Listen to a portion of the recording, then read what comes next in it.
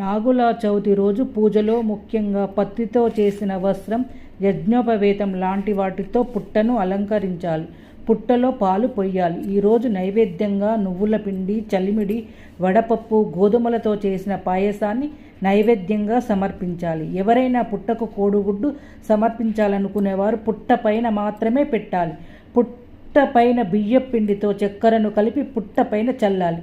దాని వలన పుట్ట అభివృద్ధి చేసి చీమలకు ఆహారం సమృద్ధిగా లభించడం వలన పుట్ట పెరుగుతుంది. ఆ పుణ్యఫలంతో సంసారం కూడా అభివృద్ధి చెందుతుంది.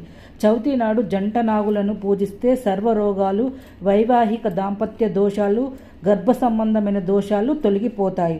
గర్భ సంబంధమైన దోషాలు ఉన్నవారు పుట్టపైన ఉన్న తడి మట్టిని కొంత తన చేత్తో తీసుకొని పుట్ట భాగంలో రాసుకోవాలి. ఇలా చేస్తే పిల్లలు కాని వారికి గర్భ సంబంధమైన దోషాలు తొలగిపోతాయి. సర్వే జన